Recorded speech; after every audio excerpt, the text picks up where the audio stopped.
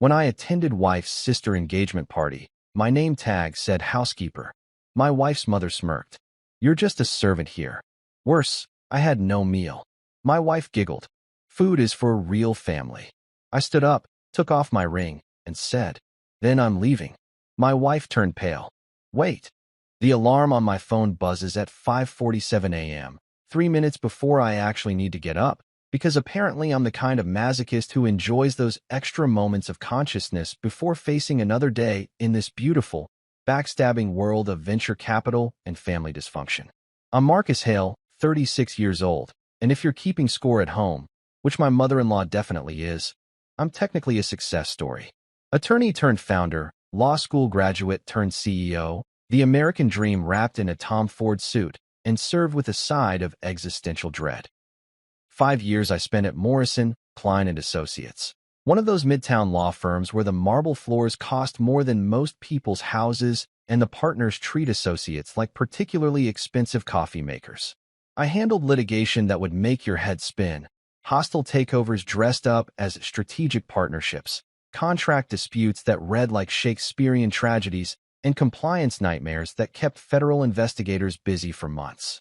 The hours were brutal, the clients were sociopaths, and the billable rate was obscene. In other words, it was exactly what my parents expected when they watched me graduate from Columbia Law with honors and a soul-crushing amount of student debt. But here's the thing about being really good at reading the fine print. You start to see the loopholes in your own life. After 5 years of watching tech startups get eaten alive by their own legal documentation, I had an epiphany. Not the spiritual kind, mind you, but the profitable kind. What if there was a way to use artificial intelligence and machine learning to scan legal agreements before they became litigation landmines? What if compliance could be automated, risk could be quantified, and due diligence could happen in real time instead of after the federal investigators showed up with warrants? That's how LexSite was born. We're a legal tech SaaS platform that's basically like having a team of paranoid attorneys living inside your computer, except they work 24/7 and don't bill you $400 an hour for reading emails. Our AI engine can scan contracts faster than a speed-reading law student on Adderall, flagging everything from regulatory issues to potential securities fraud before it becomes a problem. We just closed our Series B funding round, $25 million from some very smart venture capitalists who understand that compliance software isn't sexy, but bankruptcy is even less sexy. Standing in front of the mirror in our Upper West Side penthouse, I adjust my Tom Ford tie and try to look like a man who hasn't spent the last 3 hours reviewing term sheets and acquisition proposals. The penthouse is Sophia's choice, naturally, marble floors, floor-to-ceiling windows overlooking Central Park, the kind of place that screams, I made it, to anyone within a 50-mile radius. It's also the kind of place that costs more per month than most small accounting firms make in revenue. But who's counting? My phone buzzes with the morning's chaos. First up, an email from our board meeting agenda, because nothing says, good morning, like a reminder that 8 very wealthy people will be judging my quarterly performance later this week. The agenda items read like a financial thriller. Q3 revenue projections, potential acquisition targets, Series C planning, and something ominously labeled strategic restructuring opportunities. Translation: we're either about to make a lot of money or lose a lot of money, and the board wants to micromanage every decimal point. Next, a private equity outreach from Hamilton Strategic Partners, one of those firms that specializes in growth capital for disruptive legal technology platforms. Their email is 3 paragraphs of corporate speak that essentially boils down to, we heard you have money, we want some of it, let's do lunch. I forward it to Ronan Blake, our CFO, with a note. Thoughts? Also, remind me why we're not just buying an island instead. Ronan's already sent me his own morning briefing, a potential acquisition opportunity that has his risk management sensors pinging. There's a distressed document automation startup called DokaFlow AI that's hemorrhaging cash, but has some impressive intellectual property around contract analysis. They're basically us, but if we were run by people who thought sustainable growth was a type of organic farming. Their Series A investors are getting nervous, their engineering team is jumping ship, and their runway is shorter than a TechCrunch article about crypto regulation. In other words, It's the perfect acquisition target for a company with our track record and their desperation.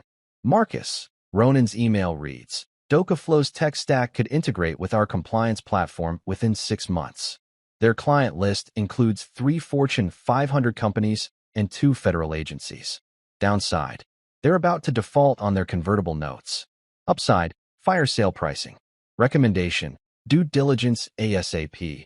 Offer contingent on IP audit and key personnel retention. This is why I pay Ronan the big bucks. He can look at a failing startup and see either a golden acquisition or a cautionary tale, depending on the spreadsheet. His background is private equity and venture capital, the kind of guy who can calculate risk profiles in his sleep and probably dreams in IRR percentages. When we hired him as CFO, he came with references from 3 successful exits and a track record of turning distressed assets into profitable quarters. He's also the only person I know who can make a hostile takeover sound like a humanitarian mission. My phone buzzes again. Text from Sophia, don't be late to Bianca's engagement party tonight. Mom will be watching. You know how she gets about punctuality. Ah yes, Margot Whitmore, my beloved mother-in-law. If there's a Forbes list for passive-aggressive helicopter parenting, she's definitely in the top 10. Margot measures everything. Your income, your watch, your last name, the thread count of your sheets, probably the market cap of your company, and the premium on your life insurance policy. She's the kind of woman who can make a charity gala feel like a performance review. And tonight's engagement party for Sophia's sister Bianca is guaranteed to be a masterclass in social surveillance. The party's at some ridiculously expensive venue, probably the Grand Meridian Ballroom or something equally ostentatious, complete with crystal chandeliers and waitstaff who've been trained to serve canapes with the reverence typically reserved for religious artifacts. Bianca's marrying Julian Carter, a rising star at Montrose Capital who's been making waves in the venture capital world with his aggressive investment strategy and his habit of turning Series A rounds into Series B extensions through sheer force of networking. I grab my Tesla keys from the marble counter, because of course we have a marble counter. This is the Upper West Side, not some middle-class neighborhood where people use Formica like savages. The Tesla Model S hums to life in our private garage, and I spend exactly 30 seconds appreciating the fact that I can afford a car that costs more than most people's annual salary while simultaneously being environmentally conscious. It's the kind of cognitive dissonance that would make a philosophy professor weep, but it makes my accountant very happy. As I navigate through Manhattan traffic, I tell myself this evening will be simple.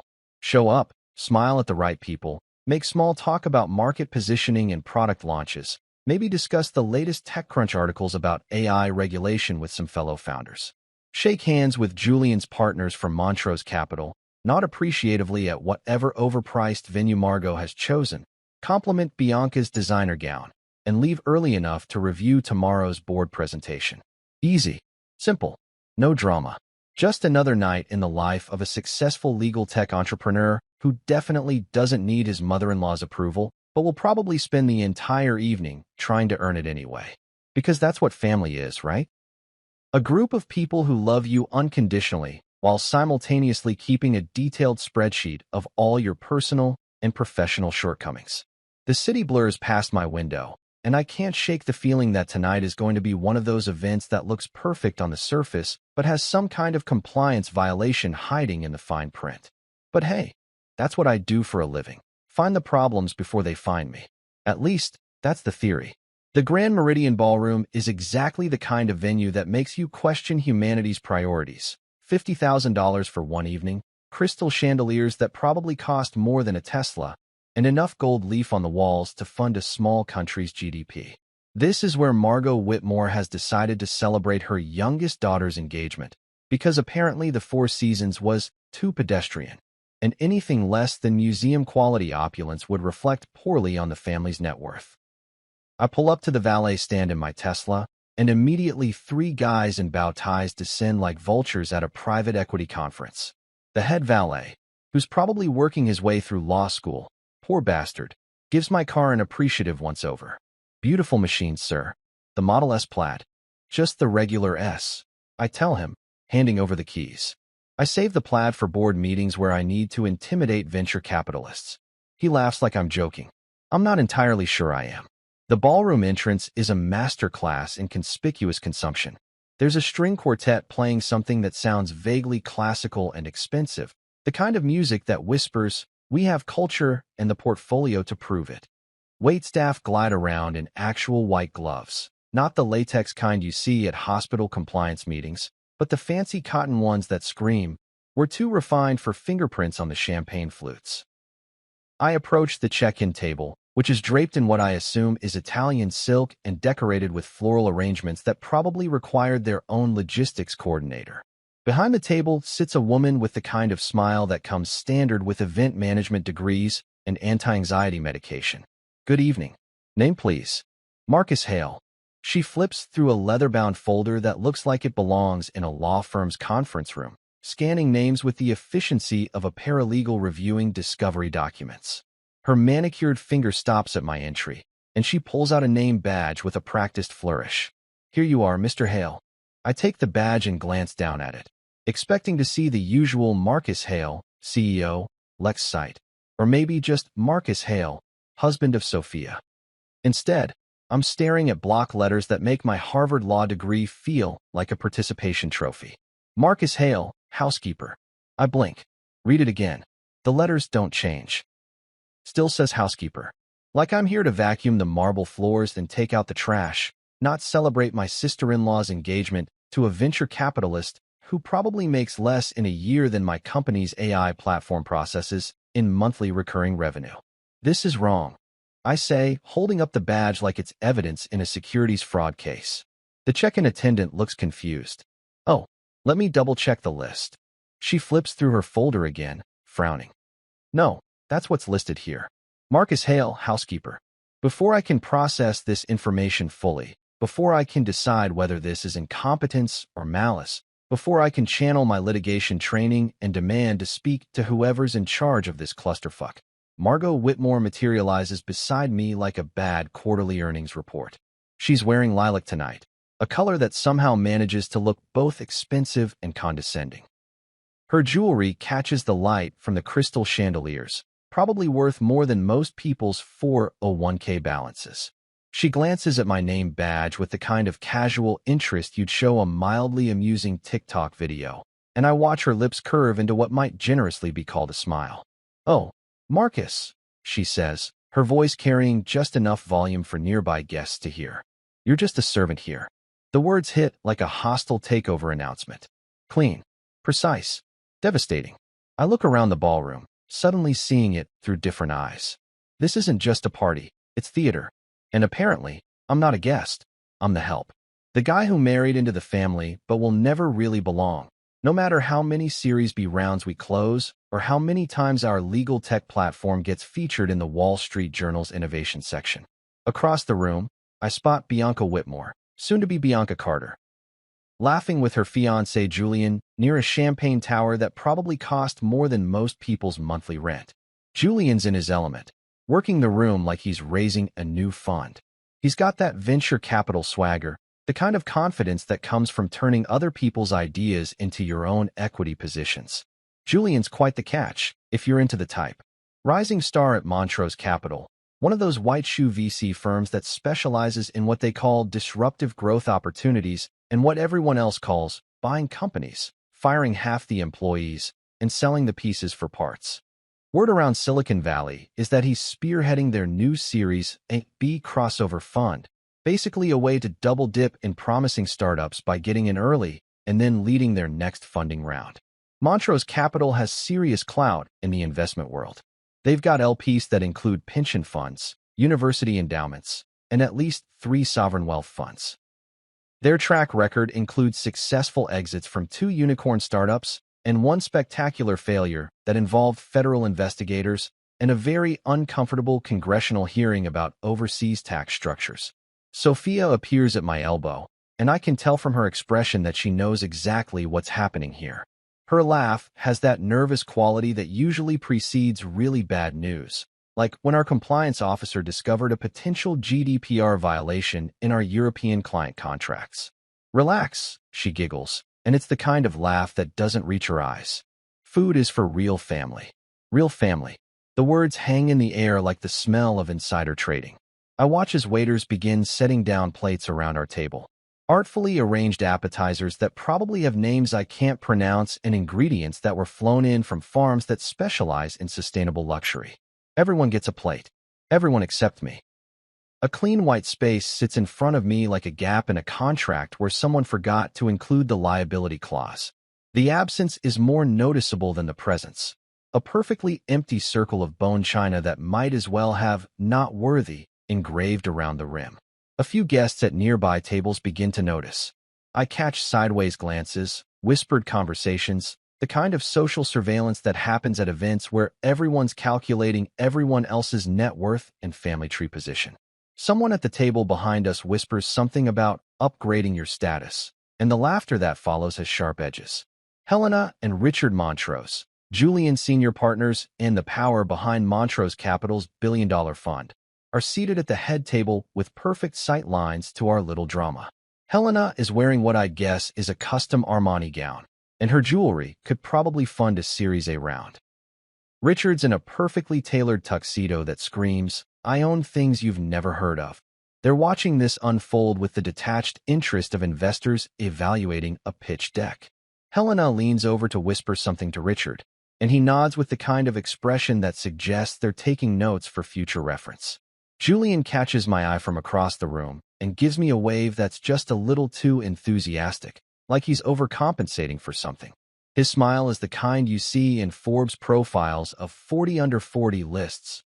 Perfect teeth, perfect confidence, perfect awareness that everyone in the room knows his company just raised their latest fund at a $2 billion valuation. I feel the old courtroom stillness settle in my bones. It's the same feeling I used to get during depositions when opposing counsel thought they'd cornered me with some brilliant legal maneuver right before I destroy their case with a contract clause they'd overlooked. The thing about being underestimated is that it gives you options. When people think you're just the help, they don't bother watching what you're actually doing with your hands. There's a moment in every hostile takeover when the target company realizes they've been outmaneuvered. It's not when the lawyers show up with acquisition papers or when the board meeting gets called for an emergency vote. It's earlier, that crystalline instant when you understand that everything you thought was solid ground is actually just a house of cards built on someone else's table. I stand up. The movement is deliberate, controlled, the same way I used to rise in courtrooms when I was about to deliver closing arguments that would reshape someone's entire financial future. Around me, conversations continue. Discussions about private equity valuations and IPO timelines, gossip about which startup founders are sleeping with their venture capital partners, predictions about whether the Fed's latest moves will tank the tech sector or just make everyone more creative with their Series C term sheets. But I'm not listening to any of that noise anymore. I'm operating on a different frequency now, the one that kicks in when you realize you're not playing the game you thought you were playing. I slide off my wedding ring. It's a simple platinum band. Nothing flashy. Not because I can't afford flashy, but because I thought subtle was more dignified. The kind of ring that whispers established wealth rather than screaming nouveau riche tech bro. Sophia and I picked it out together at Tiffany's, back when I still believed that marriage was a partnership instead of a performance art piece designed to showcase family hierarchies. The ring catches the light from the crystal chandeliers as I hold it up for a moment, then set it down on the marble table. It makes a small sound, not quite a clink, not quite a tap. More like the sound a gavel makes when it's deciding someone's fate, but quieter, more final. The sound cuts through the ambient noise like a compliance violation at a board meeting. Heads turn. Conversations pause mid-sentence. The string quartet hesitates on a note, as if they're suddenly unsure whether they should keep playing or wait for someone to tell them what song comes after a marriage implodes in public. Sophia's face drains of color faster than a startup's bank account after a failed product launch. Wait, Marcus. But I'm already moving, my litigation instincts kicking in. Never explain when you're winning. Never negotiate from weakness. Never give opposing counsel time to regroup and figure out their counterargument. Margot's voice cuts through the air with the precision of a securities fraud indictment. It's a joke.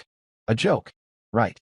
The kind of joke that involves systematically humiliating someone at a family event while ensuring maximum social media exposure and reputational damage. The kind of joke that would make a really interesting case study in a business school ethics class. assuming anyone still teaches ethics in business school. The helpless laughter at nearby tables dies like a crypto portfolio in a bear market. Julian clears his throat and suddenly develops a fascinating interest in the marble floor patterns. His perfect venture capitalist composure cracks, just enough to show the nervous 20-something beneath all that Montrose capital swagger. Across the room, I catch the eyes of Helena and Richard Montrose, Julian's senior partners, and the real power behind their billion-dollar fund. Helena is wearing diamonds that could probably finance a decent Series A round, and her expression suggests she's calculating risk-reward ratios in real time. Richard's face has gone carefully neutral, the look of a man who's survived enough boardroom coups to recognize when someone's about to make a very expensive mistake. They look unimpressed. This is bad for Julian. Very bad. When your senior partners start questioning your judgment at family events, it raises questions about your judgment in general. Questions about whether you're ready for that promotion to managing partner. Questions about whether you can handle the fiduciary responsibility that comes with managing other people's pension funds and university endowments. Helena leans over to whisper something to Richard, and I can read their expressions like a term sheet. They're having the kind of conversation that happens when LPs start getting nervous about a fund manager's personal life bleeding into their professional decision-making. The kind of conversation that ends with someone getting quietly relocated to a consulting role while the firm conducts an internal review of their risk management protocols. Bianca looks mortified, which is probably the first genuine emotion I've seen from her all evening. She's standing next to her champagne tower in a designer gown that costs more than most people's cars, watching her engagement party turn into a case study in family dysfunction. Her fiancé is losing face with his business partners. Her mother is creating the kind of scene that gets whispered about at country club charity galas for years, and her future brother-in-law just basically told everyone to fuck off without actually saying the words. Happy engagement, Bianca. Hope the prenup covers reputational damage. I place the name tag beside the ring. The one that says, Marcus Hale, housekeeper. Let it sit there like evidence in a deposition. Let everyone see exactly what kind of family they're dealing with, what kind of values they prioritize, what kind of people they really are when they think no one important is watching. I do not raise my voice. I do not plead. I do not explain or justify or negotiate. I just stand there for a moment, letting the silence do the work that 1,000 words couldn't accomplish. The Grand Meridian Ballroom suddenly feels different. All that gold leaf and crystal and Italian silk can't disguise the fact that we're witnessing something ugly. All those carefully cultivated social connections, all that networking and reputation management, all those strategic partnerships and family alliances, none of it matters when someone decides to stop pretending the emperor has clothes. Margot's face has gone rigid, like she's finally realized that her little power play might have consequences beyond making me squirm for her entertainment. She's calculating now, damage control, reputation management, how to spin this to minimize the impact on future business relationships. Because that's what this is really about, isn't it? Business relationships. Everything's a transaction. Everyone's a contact. Every conversation is a potential investment opportunity. Sophia takes a step toward me, her hand reaching out like she's trying to stop a hostile takeover that's already gone through regulatory approval. But it's too late for that. You can't unring a bell, and you can't unhumiliate someone at their own family's party in front of their business partners and social network. Julian's face has gone pale beneath his perfectly applied foundation. He's probably running through scenarios in his head. Damage control with the Montrose partners, reputation management within the venture capital community, maybe even worst-case planning for what happens if this goes viral on LinkedIn or gets picked up by some gossip blog that covers New York's financial elite. The waiters have stopped moving. The string quartet has gone silent. Even the bartenders have paused mid-pour to watch this drama unfold. 300 of New York's most successful people are witnessing a real-time demonstration of what happens when someone decides they're done playing by rules that were designed to keep them in their place. I walk toward the exit under the crystal chandeliers, my footsteps echoing on marble that probably costs more per square foot than most people make in a month. I'm not storming out. That would be emotional, undignified, the kind of behavior that confirms you don't belong in polite society. Instead, I'm exiting like I'm leaving a courtroom I just won. The Tesla's interior feels like a sanctuary compared to the social warfare I just escaped. I sit in the driver's seat for exactly 30 seconds, letting the silence wash over me while the engine hums with that particular satisfaction that comes from German engineering and a clear conscience. Then I pull out my phone and call Ronan Blake, my CFO. We're executing the contingency plan. I tell him without preamble. Ronan doesn't ask questions. That's why I pay him the big bucks. He's got the kind of private equity background that means he's seen every possible variation of family drama intersecting with business interests. When we hired him away from his last fund, where he specialized in distressed asset acquisitions, I made it clear that working for a legal tech startup meant being prepared for all kinds of compliance issues, including the personal kind. Copy, he says, and I can hear him already pulling up the relevant files on his laptop. Which protocols? We spent 6 months building what we called the nuclear option financial framework, back when I first started noticing that my in-laws had some interesting ideas about money and boundaries. It wasn't paranoia, it was risk management. The same way our AI platform scans contracts for potential liability issues, I've been scanning my personal financial relationships for vulnerabilities that could turn into leverage points. First, I tell him, freeze all automatic transfers to Margot's accounts. This is the big one. After my father-in-law died, Richard Whitmore, who made his fortune in real estate development before dying of a heart attack at 58, Margot found herself in what she described as temporary financial distress. The estate was complicated, tied up in trusts and offshore accounts that would make a tax attorney weep. So I stepped in like the good son-in-law I thought I was, setting up monthly transfers to cover her living expenses while the probate lawyers sorted out the inheritance mess. Those transfers weren't small. We're talking about maintaining her lifestyle in a Southampton estate that probably costs more per month than most small businesses make in revenue. Property taxes, maintenance staff, the kind of ongoing expenses that come with owning what amounts to a private resort. I justified it as family obligation, the cost of keeping peace in a marriage, an investment in long-term relationship stability. But temporary was 2 years ago. The estate's been settled for 18 months. Margot's sitting on enough inherited assets to fund a Series A round. And apparently she's forgotten that my generosity came with an implicit understanding of mutual respect. Second, I continue. Revoke the Whitmore Black Card access tied to my family office. This one's going to sting. When Sophia and I got married, I added her family to my American Express Centurion account, the Black Card that comes with essentially unlimited credit and the kind of concierge service that can arrange private jet charters on 4 hours' notice. It seemed like a nice gesture at the time, a way to signal that I considered them real family, not just in-laws to be tolerated. Margot's been using it for everything from charity gala donations to furniture for her guest houses. Last month alone, she racked up $40,000 in charges, including a wine collection that probably required its own insurance policy. I never complained because the money wasn't the issue.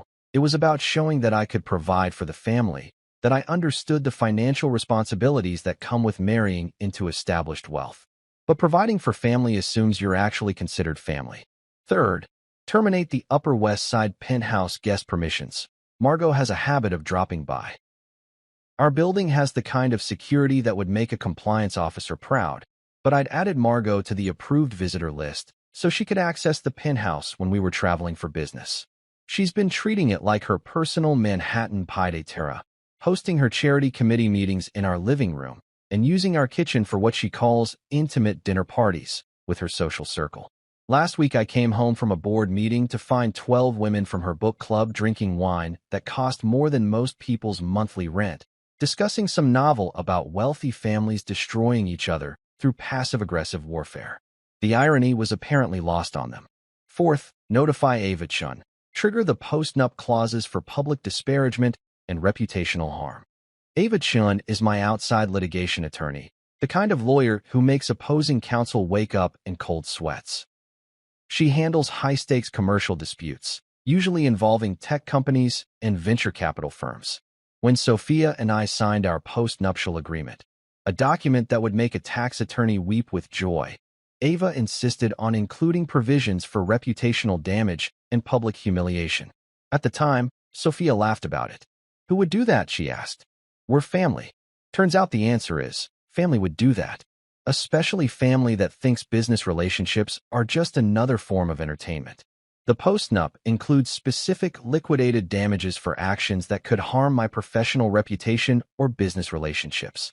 Tonight's little performance at the Grand Meridian Ballroom definitely qualifies. Ava will file a separation agreement, inventory all assets, and place a standstill on any marital equity transfers. It's not about the money. It's about establishing that actions have consequences, even in marriage. Fifth, compliance note to HR. Restrict Sophia's access to internal communications. This one's delicate. Sophia isn't technically an employee of LexSite, but she's been advising one of our junior business development associates, supposedly offering insights into client relationship management. What she's actually been doing is using her access to our internal Slack channels to gather intelligence about our strategic plans, funding rounds, and client acquisitions. I discovered this last month when she casually mentioned details about our DokaFlow AI acquisition discussions that I'd only shared with the senior leadership team. When I asked how she knew, she claimed she was just trying to be supportive of my business interests. Spousal privilege is one thing. Industrial espionage disguised as marital support is something else entirely. Copy on all points, Ronan says. Also, heads up, Montrose Capital is courting our Series C as an anchor LP. I smile without humor, watching Manhattan traffic through the Tesla's windshield. Not anymore. This is the beautiful thing about having real power versus the illusion of power. Margot thinks power comes from social positioning and family connections. But real power comes from controlling systems that other people depend on, funding relationships, investment partnerships, the kind of financial infrastructure that makes or breaks careers in the venture capital world. Montrose Capital wants to lead our Series C funding round, which would give them significant influence over LexSite's strategic direction and potentially a board seat. Julian's been positioning himself as the relationship manager for that deal, probably hoping to use his family connection as social proof of due diligence. But family connections work both ways. If you can't manage your personal relationships professionally, how can LPs trust you to manage their pension funds? The switches I control aren't just financial. They're reputational, strategic, systemic. And I'm about to flip every single one of them. My family office isn't some flashy operation with glass walls and ping-pong tables like the tech startups featured in TechCrunch. It's a quiet LP, limited partner, position across several funds, the kind of diversified investment strategy that most people associate with university endowments and sovereign wealth funds. What most people don't realize is that being a quiet LP gives you influence that's inversely proportional to how much noise you make about it. I pull over at a Starbucks in Midtown and open my laptop. The Tesla's Wi-Fi connects automatically, and I'm logged into my secure investment platform within 30 seconds.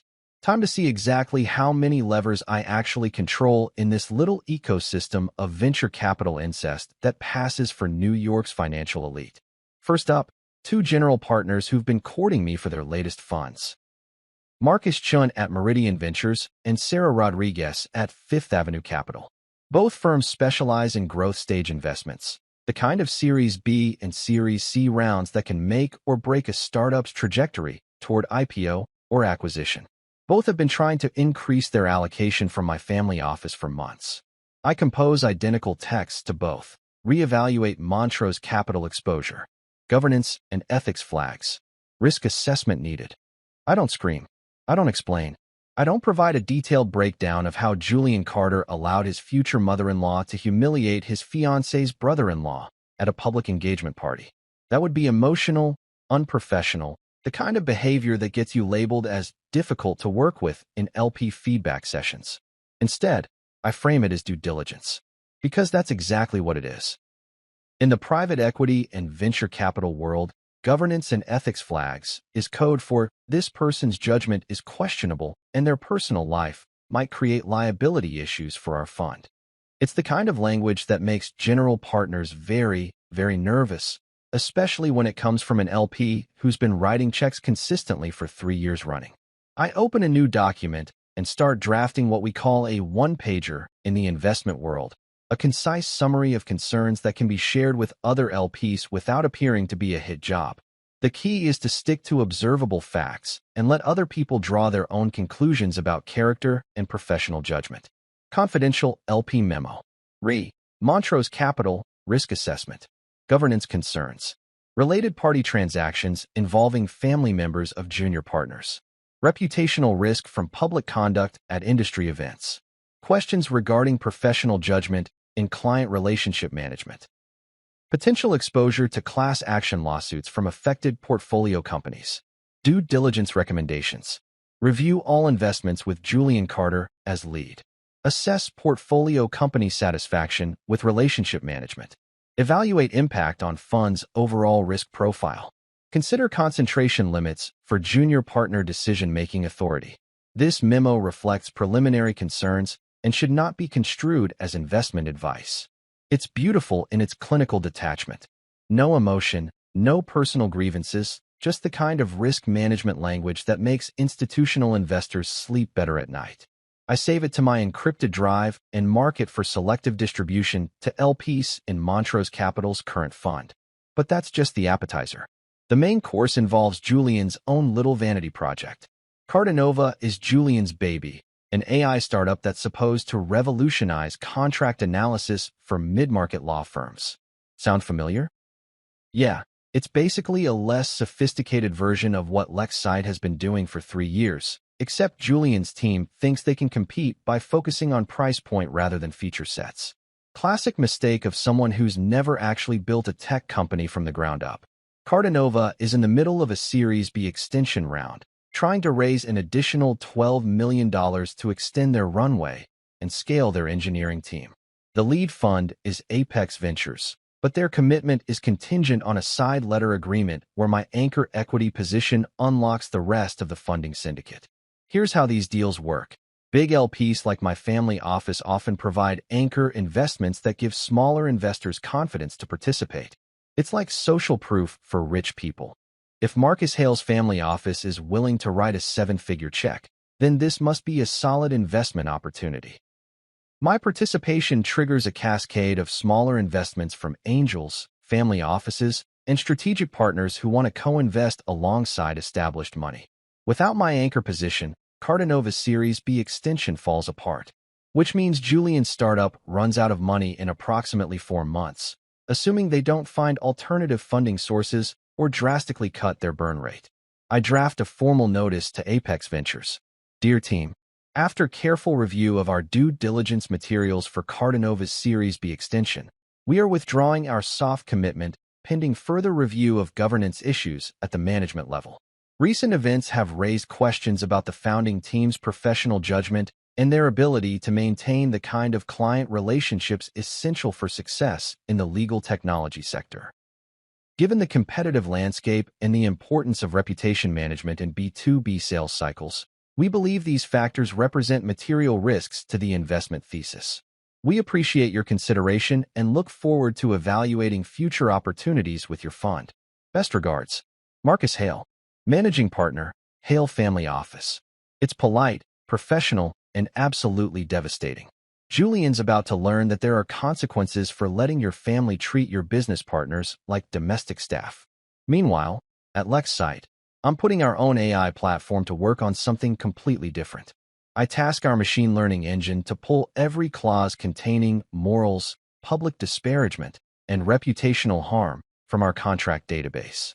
It's not revenge, it's research. I want to see exactly how comprehensive our post-nuptial agreement is compared to industry standards. The results are fascinating.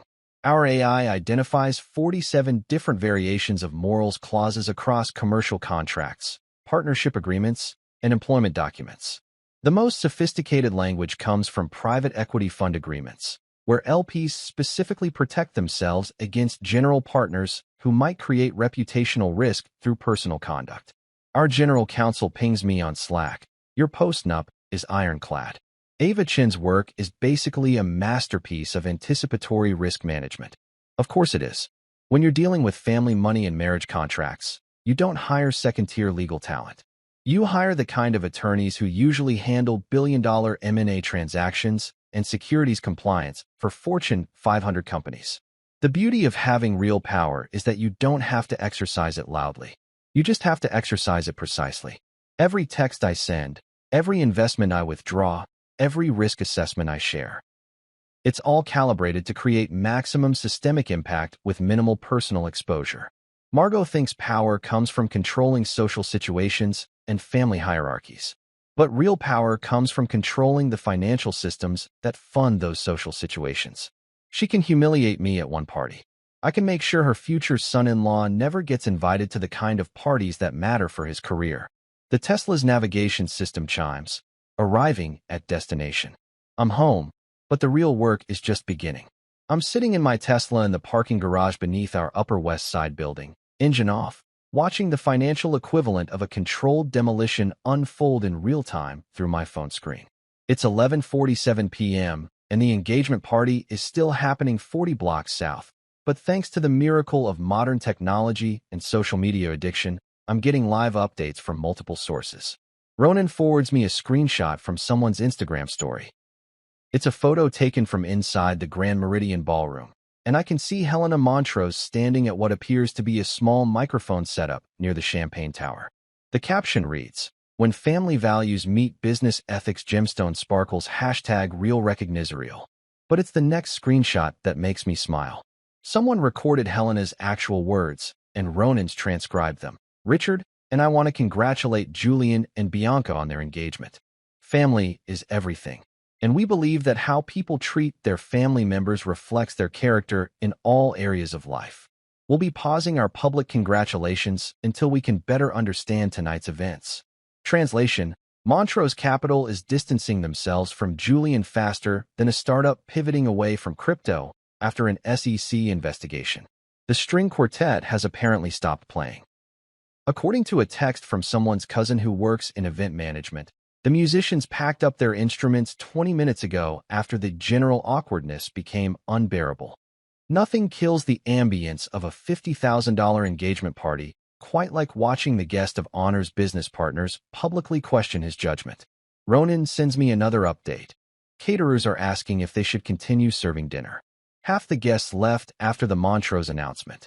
I can picture it perfectly. 300 of New York's financial elite, all dressed in designer gowns and Tom Ford tuxedos, suddenly realizing they're witnessing a career implosion in real time. The kind of people who attend charity galas and private equity conferences don't stick around for family drama. They have portfolios to protect and reputations to maintain. My phone buzzes with an encrypted message from an unknown number. It's Julian, texting from what's probably a burner phone app. "We need to talk. This is getting out of hand." I screenshot it and forward it to Ava Chun with a note. Opposing party attempting direct contact despite legal representation. Please advise on protocol. Her response comes back in under 2 minutes. Do not respond. All communication goes through me now. Also, nice work tonight. Very professional. Meanwhile, Julian is apparently having a meltdown near the Champagne Tower. According to my source, one of the event photographers who's been discreetly documenting everything for what I assume will be a very expensive wedding album. Julian's been checking his phone compulsively for the past hour. His face gets a little paler each time he refreshes whatever app he's obsessing over. Probably his startup's funding pipeline dashboard. Cardanova's Series B extension just went from closing next week to catastrophic failure in the span of 3 hours. When you're a venture capitalist whose own company depends on other people's investment decisions, pissing off the wrong LP can end your career faster than a securities fraud conviction. My phone rings. Sophia's name appears on the screen, but I let it go to voicemail. Then I let the next 3 calls go to voicemail. By the 4th call, I'm genuinely curious about what she could possibly say that would justify interrupting my evening of systematic reputation destruction. But I don't answer. Ronan taught me this during his private equity days. When you're executing a hostile takeover, you never take calls from the target company during market hours.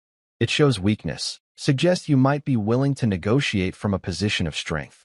Better to let them sweat overnight and call back when you're ready to dictate terms. Instead, I get updates from the most unlikely source, Margot herself. She's been texting paragraphs about misunderstanding and branding optics, apparently unable to comprehend that tonight wasn't a branding problem. It was a character revelation. Her messages read like a crisis communication strategy gone wrong, all corporate speak and damage control language. Marcus, I think there's been a significant misunderstanding about tonight's seating arrangements and dietary accommodations. From a brand positioning perspective, this kind of public relations incident could impact the Whitmore family's reputation management across multiple stakeholder groups. Perhaps we could arrange a private meeting to discuss strategic messaging alignment and explore solutions that protect everyone's professional interests while maintaining family unity and operational efficiency going forward. I reply exactly once. Counsel will communicate. Do not contact me directly. It's the kind of response that makes lawyers very happy and family members very nervous. In corporate terms, I've just escalated this from an internal matter to a legal proceeding, which means everything gets documented, every communication gets reviewed, and every future interaction happens under the supervision of people who bill $400 an hour to prevent exactly this kind of clusterfuck. But the real entertainment comes from a group chat I rarely read. One of those extended family threads that usually consists of birthday reminders and forwarded articles about tax law changes. Tonight, it's been buzzing with activity that reads like a real-time focus group of people trying to figure out which side of this mess they want to be on. Uncle Robert, Sophia's father's brother, owns 3 car dealerships in Connecticut. Why poke the bear who owns the picnic? Cousin Amanda works in investor relations for a pharmaceutical company. Maybe some people need to learn the difference between net worth and self-worth. Aunt Patricia, Margot's sister, married to a federal judge. Family money comes with family obligations. Both directions. Then Uncle Robert deletes his comment. But I've already taken a screenshot, because in the private equity world, you document everything. You never know when you'll need evidence that everyone knew exactly what was happening and chose sides accordingly.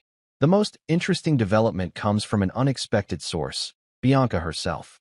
She's apparently left her own engagement party and is currently sitting in the lobby of our building, according to the doorman who just called to ask if she should be allowed up. Tell her I'll be down in 5 minutes. I tell him. This should be interesting.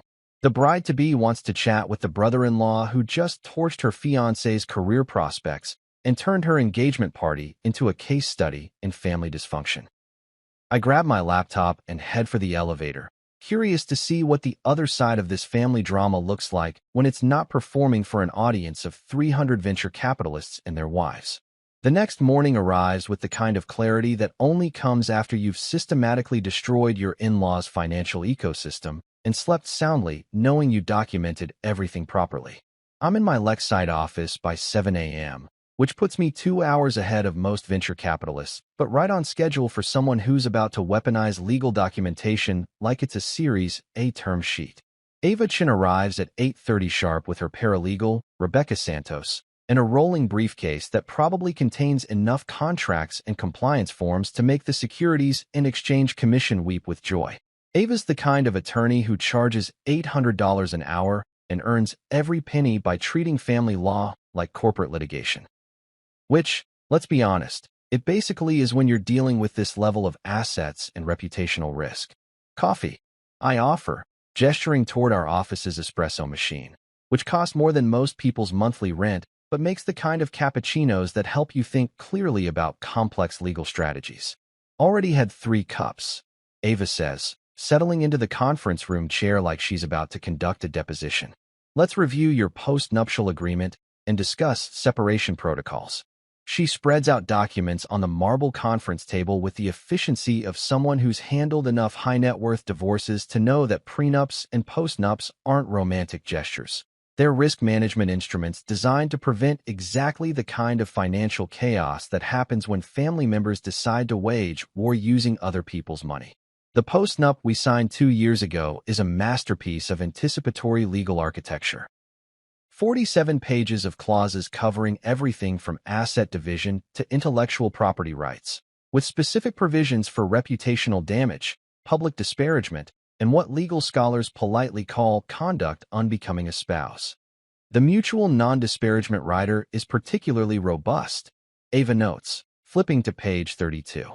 Any public action designed to humiliate or diminish your professional reputation triggers liquidated damages of $250,000, plus attorney fees and costs.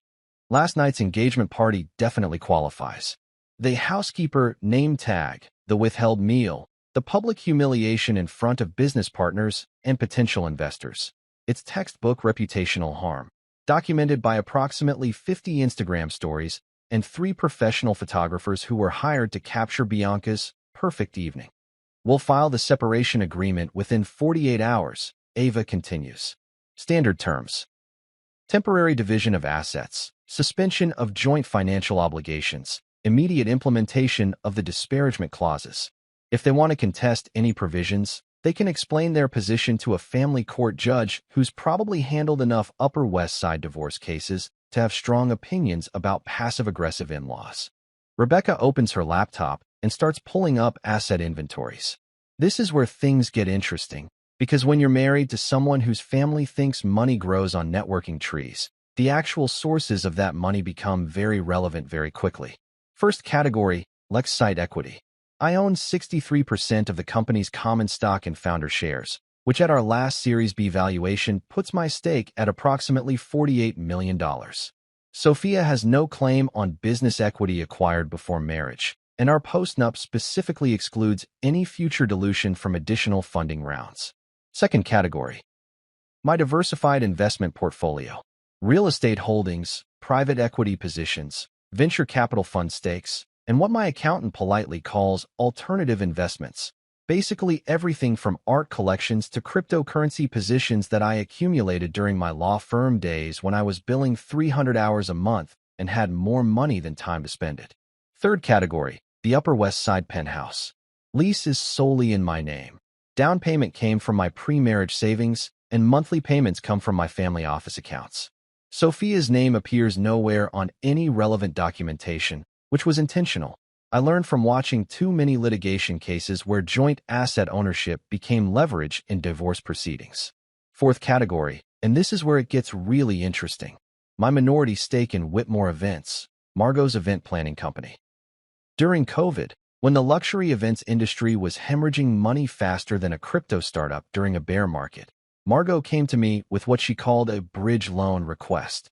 She needed capital to retain her core staff, maintain relationships with venues like the Grand Meridian Ballroom, and weather the pandemic until charity galas and engagement parties became socially acceptable again. I didn't give her a loan. I bought equity, 25% of Whitmore Events, with a first refusal right on any additional shares and a provision for restructuring if reputational risk jeopardizes bookings from corporate clients or high-net-worth families. Margot was so desperate for capital that she signed the agreement without reading the fine print. Specifically, the clause that defines reputational risk to include any conduct that reflects poorly on the company's brand positioning or client relationship management. She forgot that line, Rebecca notes, highlighting the relevant section. But you didn't. No, I definitely did not. When you've spent 5 years handling corporate litigation, you develop a healthy respect for contract language and an obsessive attention to liability clauses. Every agreement I sign gets reviewed by attorneys who specialize in whatever industry we're dealing with, cross-referenced with similar deals in our database, and stress-tested against worst-case scenarios. The restructuring clause is particularly elegant. If Whitmore Events faces reputational damage that could impact client relationships, I have the right to assume operational control until the issues are resolved. That includes staff management, vendor relationships, client communications, and strategic planning.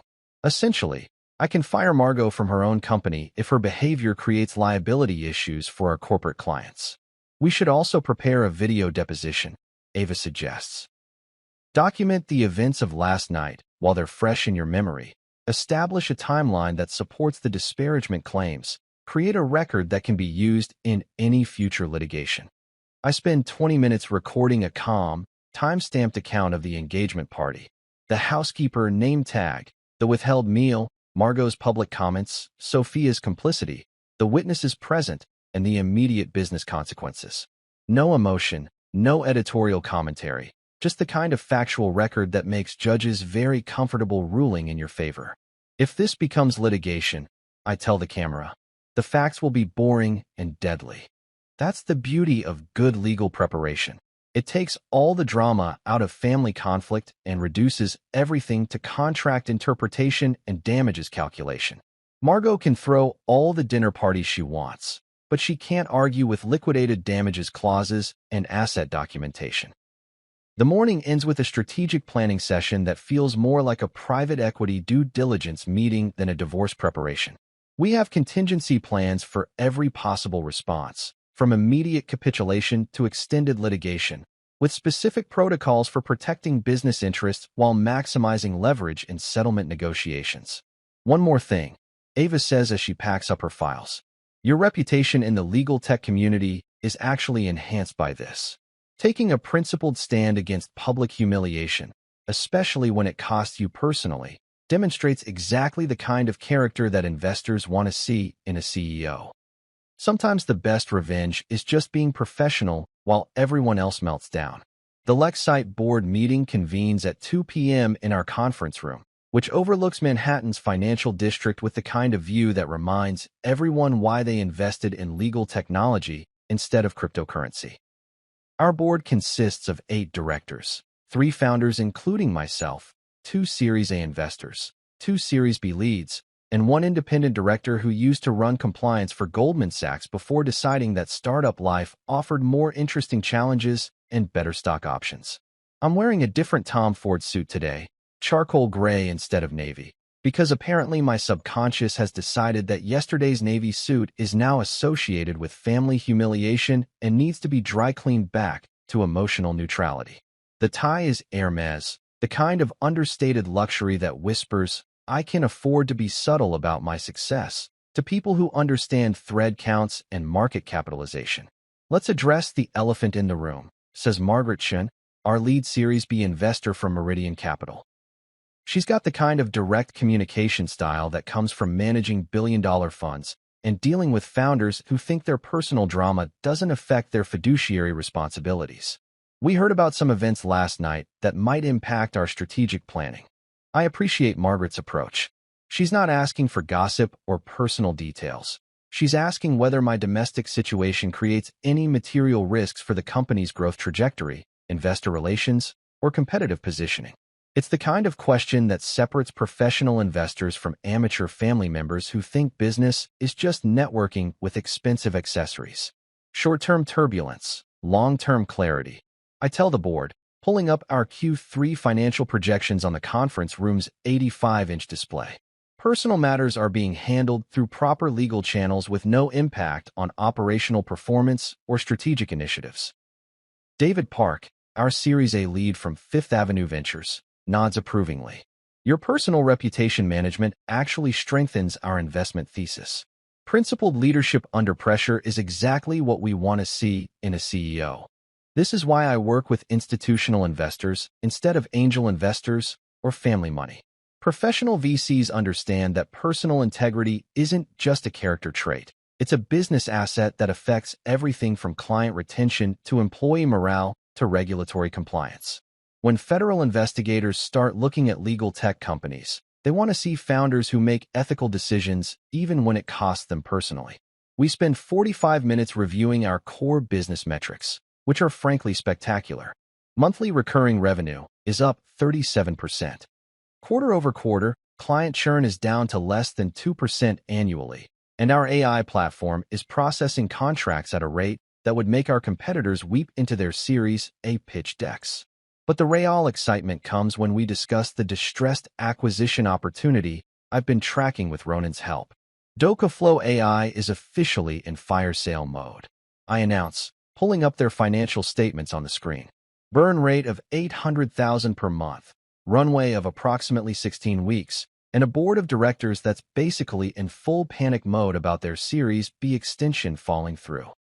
DokaFlow's situation is a masterclass in what happens when you build a solid product but fail catastrophically at everything else that matters for startup success. Their document automation technology is genuinely impressive. Machine learning algorithms that can analyze legal contracts faster than most junior associates and identify compliance issues before they become litigation risks. The problem is everything else. Their go-to-market strategy was designed by people who apparently think enterprise sales happen through LinkedIn in-mail campaigns. Their pricing model assumes that mid-market law firms have unlimited budgets for legal technology upgrades. Their customer success team consists of 3 people who've never worked at a law firm and don't understand why attorneys are suspicious of AI platforms that promise to replace human judgment. Acquisition terms? Asks Robert Kim, our independent director, who's seen enough distressed buyouts to know that desperate founders make interesting negotiating partners. $12 million for full IP portfolio, customer contracts, and key engineering talent, I reply. Their technology integrates with our compliance platform within 6 months, gives us immediate access to 3 Fortune 500 clients and 2 federal agencies, and eliminates our primary competitor in the mid-market segment. It's a classic vulture capitalism play, except we're not vultures. We're competitors with better management, stronger funding, and a business model that actually generates sustainable revenue. Docaflow's failure isn't our fault, but their assets would definitely accelerate our growth trajectory and strengthen our market positioning for an eventual IPO. The board approves the acquisition unanimously, which takes approximately 8 minutes of discussion.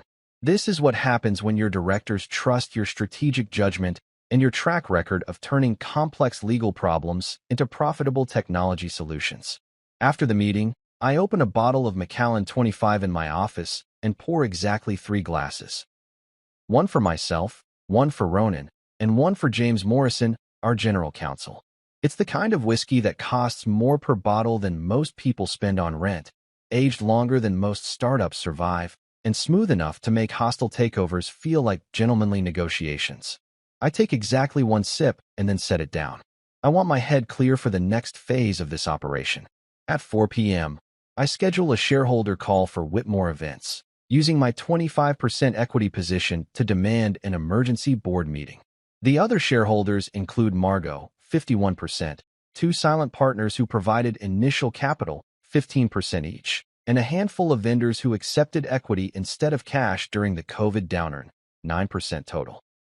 The call happens over Zoom, because apparently even Margot's event planning company has embraced remote work technology, probably out of necessity after spending 2 years navigating pandemic restrictions and social distancing requirements.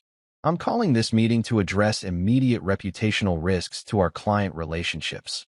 I begin, speaking directly into my laptop's camera with the same tone I used to use for depositions when opposing counsel thought they had a smoking gun, but actually just had smoke. I cite the morals clause in our shareholder agreement. Yes, even Margot's precious event planning company has one, because I insisted on it when I bought my equity position.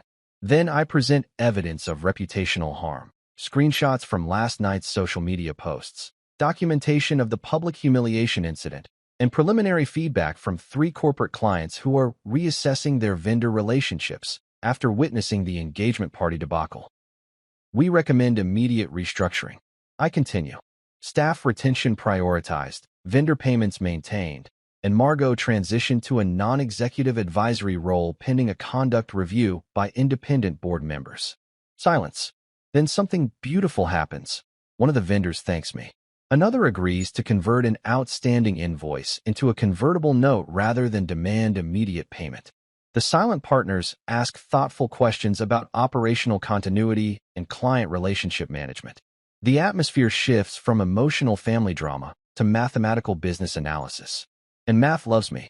3 days after the engagement party massacre, Bianca shows up at the Lex site lobby at 11:47 a.m., looking like she spent the past 72 hours discovering that her fiancé's career prospects are directly correlated with her brother-in-law's investment decisions.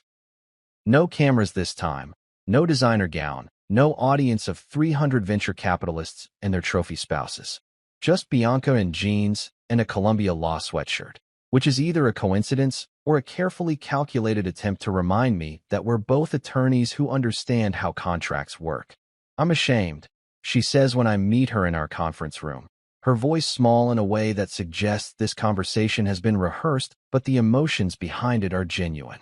I copied Mom's behavior because I thought money was about status, not responsibility. This is interesting. Bianca's never struck me as particularly self-aware, but maybe watching your engagement party collapse in real time while your business partners publicly distance themselves from your family creates the kind of clarity that's usually reserved for SEC investigations and federal grand jury proceedings. I pour her coffee from our ridiculously expensive espresso machine and wait for her to continue. One thing I learned from 5 years of litigation: when someone's ready to confess, you let them talk. Eventually, they'll say something that either helps your case or destroys theirs, and either outcome works in your favor. Julian's been a mess, she continues. His startup's funding fell through. Montrose Capital put him on administrative leave pending an internal review of professional conduct, and apparently 3 other portfolio companies are requesting new relationship managers. Cardanova's Series B extension didn't just fail, it imploded spectacularly, taking Julian's reputation and career prospects with it. When your own company can't secure funding because your personal life creates liability issues for investors, you've crossed the line from rising star to cautionary tale in the venture capital world. Apex Ventures dropped him as a partner, Bianca adds, and I can hear the genuine distress in her voice. They said his judgment regarding family relationships raises questions about his ability to manage fiduciary responsibilities. Translation: Julian's former partners think that anyone stupid enough to let his future mother-in-law humiliate potential investors at a public event probably shouldn't be trusted with pension fund money or university endowments. It's harsh, but fair. Venture capital is fundamentally about relationship management, and if you can't manage your own family relationships, how can LPs trust you with their capital allocation decisions? My phone buzzes with a text from Ronan. Julian called me directly. Not you, me. Wants to know if the funding pause can be negotiated. I show Bianca the message and watch her face crumble. He's calling your CFO? Not you. He burned the bridge with me when he let his future mother-in-law treat me like domestic staff. I explain. Now he's trying to negotiate through intermediaries, which suggests he understands that this is a business problem, not a family problem. Ronan's response to Julian was apparently devastating in its professional politeness. Our LP concerns relate to governance and ethics flags at the management level, not term sheet cosmetics. We recommend addressing root cause issues before pursuing additional funding conversations. Translation: fix your character problem before asking for money. Grow a spine, learn some professional boundaries, and maybe consider that your fiancé's family's behavior reflects on your judgment as a fund manager. At 2 p.m., Sophia requests a meeting. Not at home, not at some neutral restaurant, but in the conference room of Morrison, Klein & Associates, my old law firm, where both our attorneys can be present and everything gets recorded for potential future litigation.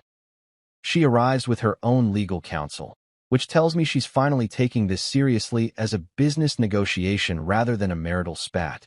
She looks pale, like someone who spent 3 days discovering that her trust fund doesn't actually make her immune to consequences. It was stupid, she says, her hands folded in her lap like she's back in law school getting dressed down by a professor for failing to read the assigned cases. I laugh because I thought it was harmless. This is the closest thing to an apology I'm likely to get from someone who was raised to believe that intentions matter more than impact, that social positioning is more important than personal integrity, that family loyalty means enabling bad behavior rather than confronting it. I slide a 1-page settlement framework across the marble conference table. It's the kind of document that looks simple but contains enough legal complexity to keep both sets of attorneys billable for months if anyone decides to contest the terms. If you want partnership, I tell her, start with compliance. The framework includes couples counseling with a therapist who specializes in high-net-worth relationship dynamics, public apology letters to the Whitmore event staff, and to me personally, a 12-month behavioral clause with specific performance metrics, strict non-disparagement provisions with liquidated damages, and temporary separation of all financial accounts pending completion of the rehabilitation program. It's not punitive, it's therapeutic, assuming Sophia actually wants to save our marriage rather than just minimize her financial exposure in a divorce. The behavioral clause includes specific metrics for respectful communication, boundary enforcement with extended family, and demonstrated commitment to our shared values rather than her mother's social hierarchy obsession. Meanwhile, I'm drafting a separate framework for Margot, because someone needs to address the root cause of this family's dysfunction before it metastasizes into additional reputational damage for everyone involved. Her path to redemption is more complex. Sell the Southampton mini estate and move into something that doesn't require a full-time maintenance staff. Allow the Whitmore events restructuring to proceed without sabotage or interference. Complete a professional development program focused on conflict resolution and boundary management, and maintain absolute compliance with non-disparagement agreements for a minimum of 2 years. Keep dignity. I tell Ava when we're reviewing the terms. Lose the throne. It's not about revenge. It's about creating sustainable boundaries that prevent this kind of behavior from recurring. Margot can maintain her social status and financial security, but she can't maintain her habit of treating family members like employees in her personal drama production company. The settlement frameworks are designed to give everyone a face-saving exit strategy while ensuring that future family gatherings don't turn into hostile takeover scenarios. Professional mediation, clear performance expectations, financial consequences for non-compliance, and regular progress reviews conducted by neutral third parties. It's basically a corporate restructuring plan applied to family relationships, which sounds cold until you realize that treating family dynamics like business relationships might actually make them healthier and more sustainable in the long run. 3 days later, I get responses to both frameworks. Sophia's attorney indicates preliminary acceptance pending clarification of specific terms. Margot's response comes through her new legal counsel. Apparently, she's hired someone from the white-collar criminal defense bar, which suggests she finally understands the seriousness of the situation. Both are ready to negotiate, which means both finally understand that actions have consequences, even in families that think money makes them immune to accountability. 12 months later, I'm standing on the terrace of our Upper West Side penthouse, watching the Manhattan skyline light up like a portfolio dashboard showing all green numbers. It's September again, almost exactly 1 year since the Grand Meridian Ballroom incident that my therapist insists on calling the catalyst event instead of the night I systematically destroyed my in-laws' financial ecosystem. Apparently, professional counselors prefer clinical language to accurate descriptions. LexSite closed our strategic acquisition of DokaFlow AI 6 months ago, integrating their document automation technology with our compliance platform so seamlessly that our monthly recurring revenue jumped 43% in the following quarter. We also completed a clean Series C funding round, $65 million from institutional investors who appreciated our track record, our management team's integrity, and our commitment to sustainable growth rather than venture capital ego projects. Notably absent from our Series C syndicate, Montrose Capital, we chose partners who treat waitstaff like human beings and understand that character matters more than connections in the legal technology sector. Our new lead investor is Peterson Strategic Partners, a fund that specializes in enterprise software companies with strong compliance records and ethical leadership teams. Their due diligence process included personal reference checks, which would have been problematic if I had a reputation for tolerating public humiliation from family members. Tonight we're hosting a small dinner on the terrace. No crystal chandeliers, no string quartets, no name tags identifying anyone's supposed social status. Just city lights, decent wine, and people who've learned the difference between wealth and character over the past year of intensive family therapy and corporate restructuring. Helena and Richard Montrose attend as friends, not fundraisers. It turns out that watching someone handle family conflict with professional grace actually impressed them more than Julian's networking strategies ever did.